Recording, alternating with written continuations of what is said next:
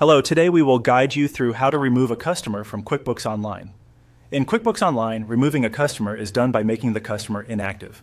This keeps your historical transactions intact for accurate reporting, while removing the customer from your active list so they can't be used on new invoices or estimates. Before you start, make sure you're signed into the right company and that you have permission to edit customers. Begin by opening QuickBooks Online.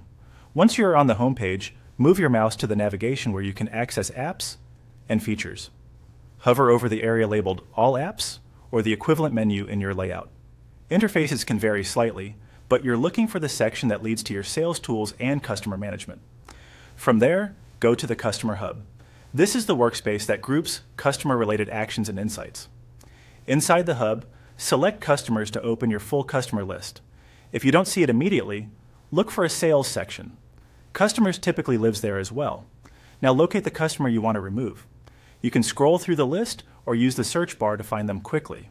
Before you proceed, it's a good idea to glance at their balance and activity. If there are open invoices, recent payments, or sub-customers tied to this record, consider resolving those first, because QuickBooks may warn you about linked transactions.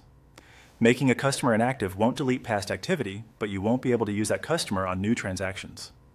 On the right side of the Customers row, look for a small drawdown or three-dot menu. Click it to open the available actions. Choose Make Inactive. QuickBooks will display a confirmation message to ensure you intend to remove the customer from your active list. This step prevents accidental changes and helps preserve your book's integrity. Confirm by selecting Yes, Make Inactive. QuickBooks will hide the customer from your active list and prevent them from appearing in drop-downs when you create new sales forms. All historical data remains available for reporting, audits, and reconciliations, so your financial history stays accurate.